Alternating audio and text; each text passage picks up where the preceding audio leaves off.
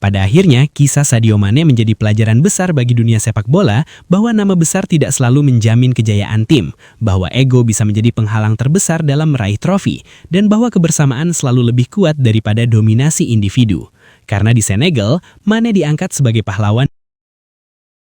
Encara Messi, encara Messi, encara Messi, encara Messi, encara Messi, encara Messi, encara Messi, encara Messi, encara Messi, encara Messi, gol, gol, gol, gol, gol, gol, gol, gol, gol, gol, gol, gol, gol, gol, gol, gol.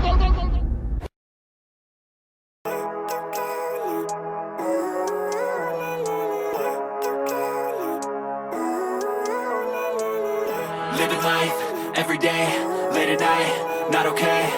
Seharusnya, Sadio Mane berada di fase paling ideal dalam karirnya untuk mengangkat banyak trofi, karena ia datang ke Al Nassr bukan sebagai pemain biasa, melainkan sebagai juara Afrika, mantan bintang Liverpool, dan simbol kerja keras yang sudah terbukti di level tertinggi sepak bola dunia. Sehingga banyak pihak meyakini bahwa bermain di Liga Arab Saudi akan menjadi jalan yang lebih mudah baginya untuk terus menambah koleksi gelar. Namun kenyataan di lapangan justru berbicara sebaliknya. Karena alih-alih cepat mengangkat trofi, Mane justru harus menghadapi kenyataan pahit di mana kejayaan terasa begitu sulit diraih bersama Al Nassr. Dan dari sinilah muncul satu pertanyaan besar yang tidak bisa dihindari. Mengapa Sadio Mane terlihat begitu mudah menjadi juara bersama Senegal, tetapi begitu kesulitan melakukannya di level klub, khususnya di Al Nassr? Jawabannya tidak bisa dilepaskan dari dinamika tim dan sosok yang sangat dominan di dalamnya, yaitu Cristiano Ronaldo. Karena sejak kehadiran Ronaldo, permainan Al Nassr perlahan berubah menjadi sistem yang berpusat pada satu pemain saja, di mana hampir seluruh alur serangan, keputusan di lapangan, dan fokus permainan diarahkan kepadanya. Sehingga pemain lain, termasuk Sadio Mane, seringkali harus mengorbankan perannya sendiri demi menyesuaikan diri. Padahal, Mane bukan tipe pemain yang bisa berkembang dalam sistem satu arah seperti itu, karena ia adalah pemain kolektif yang membutuhkan kebebasan bergerak, kerja sama tim, serta keseimbangan permainan. Dan ketika hal-hal tersebut tidak terpenuhi, performa individu maupun tim pun menjadi tidak maksimal. Hal inilah yang membuat Mane kesulitan menunjukkan versi terbaik dirinya di Al Nassr, bukan karena kualitasnya menurun, melainkan karena sistem tim yang tidak memberi ruang yang cukup baginya untuk bersinar, berbeda jauh dengan apa yang ia rasakan ketika membela timnas Senegal, di mana Mane memang menjadi pemain kunci, tetapi tidak pernah menjadi pusat ego. Karena Senegal bermain sebagai satu kesatuan, saling mendukung dan memiliki tujuan yang sama, yaitu menang bersama. Dan hasilnya pun sangat jelas serta nyata ketika Sadio Mane mampu membawa Senegal menjuarai Piala Afrika. Sebuah pencapaian besar yang menegaskan bahwa Mane tetaplah pemain juara ketika berada di lingkungan yang tepat.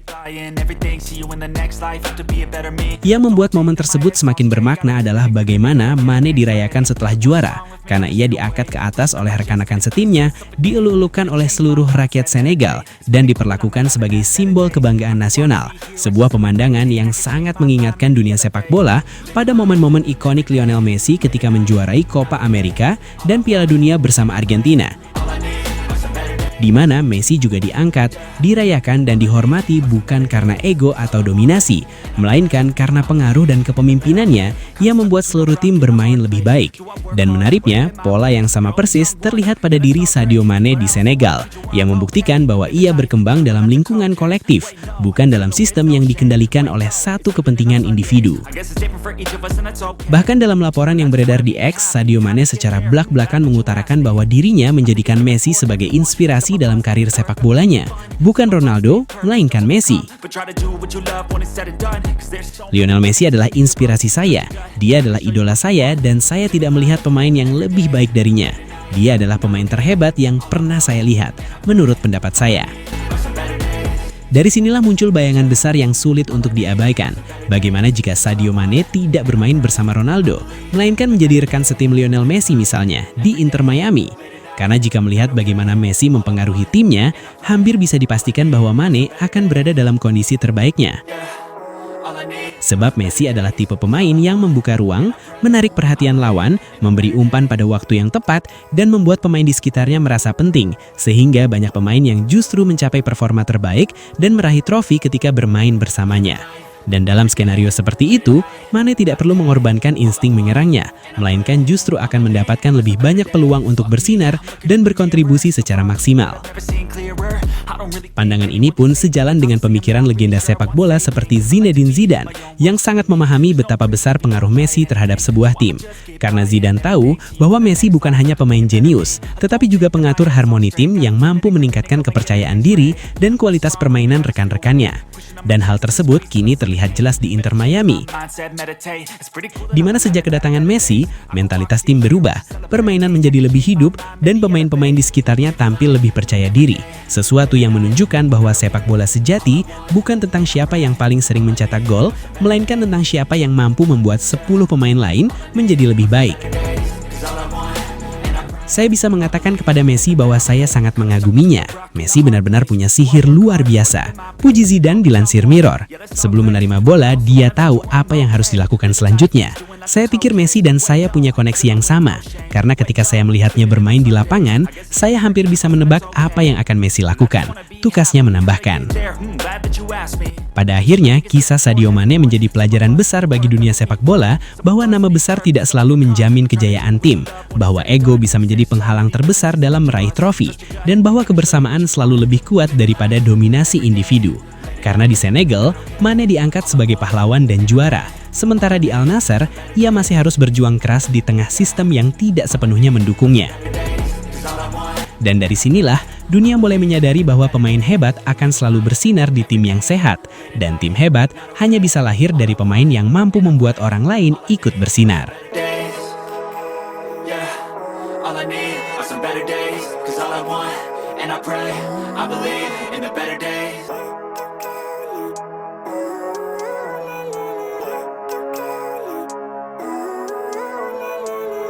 Living life, every day, late at night, not okay.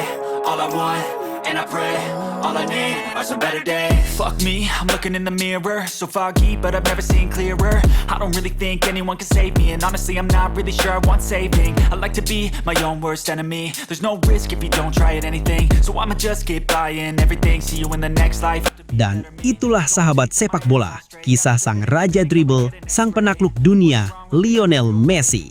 Dan untuk kalian para pecinta sepak bola sejati, terima kasih sudah menonton, sudah mendukung, dan sudah ikut merasakan semangat luar biasa ini. Jangan lupa like, share, dan subscribe. Karena di channel Raja Piala, kita akan terus menghadirkan cerita-cerita spektakuler, fakta panas, dan momen legendaris dari dunia sepak bola. Sampai jumpa di video berikutnya.